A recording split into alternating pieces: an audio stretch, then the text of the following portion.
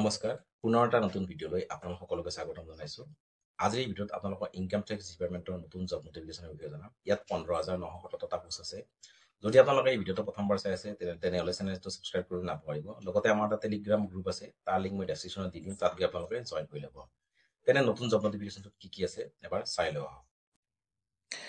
CBDT recruitment 2025 অৰ্গেনাইজেশ্যনটো হৈছে central board of direct taxes, চমুকৈ CBDT।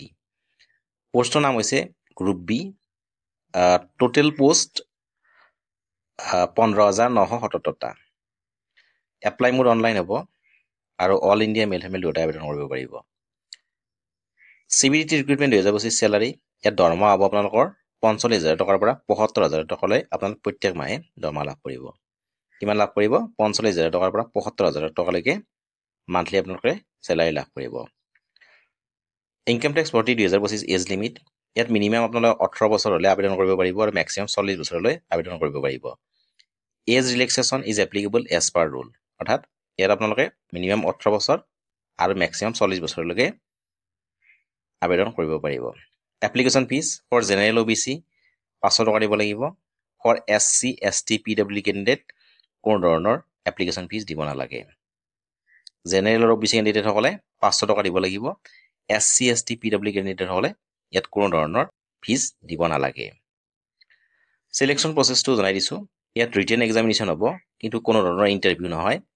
আৰু নেক্সটটো হ'ব ডকুমেণ্ট ভেৰিফিকেশ্যন। এই দুটাই চিলেকশ্যন প্ৰচেছ। এটা লিখিত পৰীক্ষা হ'ব, কিন্তু ইণ্টাৰভিউ নহয়, ন' ইণ্টাৰভিউ আৰু ডকুমেণ্ট ভেৰিফিকেশ্যন।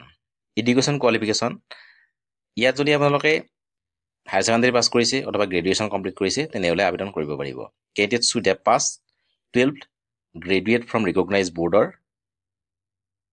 ইউনিভাৰ্চিটি অৰ ইনষ্টিটিউট।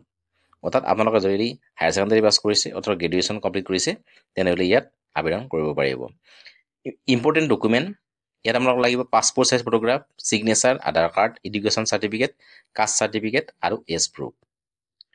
কি কি ডকুমেণ্ট লাগিব? পাছপৰ্ট চাইজ ফটোগ্ৰাফ লাগিব, ছিগনেচাৰ লাগিব, আধাৰ কাৰ্ড লাগিব, এডুকেশ্যন চাৰ্টিফিকেট লাগিব, কাষ্ট চাৰ্টিফিকেট আৰু এজ প্ৰুফ। এইখিনি থাকিলে আপোনালোকে অনলাইন আবেদন কৰিব পাৰিব। মই পুনৰ কৈ দিছোঁ, এডুকেশ্যন কোৱালিফিকেশ্যনটো যদি আপোনালোকে হায়াৰ ছেকেণ্ডেৰী পাছ কৰিছে অথবা গ্ৰেজুৱেশ্যন কমপ্লিট কৰিছে তেনেহ'লে আপোনালোকে ইয়াত আবেদন কৰিব পাৰিব। আৰু চিলেকশ্যন প্ৰচেছটো ৰিটেন এক্সামিনেশ্যন হ'ব, ন' ইণ্টাৰভিউ আৰু নেক্সটটো হ'ব document verification. Application fees for general OBC candidate, ইয়াত আপোনালোকে 500 টকা দিব লাগিব। ফৰ SC ST PW কেণ্ডিডেটসকলে কোনো ধৰণৰ এপ্লিকেশ্যন ফিজ দিব নালাগে। জেনেৰেল আৰু OBC কেণ্ডিডেটে 500 টকা দিব লাগিব। SC ST PW কেণ্ডিডেটসকলে কোনো ধৰণৰ এপ্লিকেশ্যন ফিজ দিব নালাগে। মিনিমাম এজ 18 বছৰ আৰু মেক্সিমাম এজ 40 বছৰলৈ আপোনালোকে ইয়াত আবেদন কৰিব পাৰিব। ইয়াত দৰমহাটো 45,000 টকাৰ পৰা 75,000 টকালৈকে আপোনালোকে প্ৰত্যেক মাহে দৰমহা লাভ কৰিব। ইয়াত টোটেল পোষ্ট আছে 15,977টা আৰু অৰ্গেনাইজেশ্যনটো হৈছে central board of direct taxes CBDT। যিসকলে ইয়াত আবেদন কৰিব বিচাৰে অতি সোনকালে আবেদন কৰিব পাৰে। আজিলৈ ইমানে, ধন্যবাদ।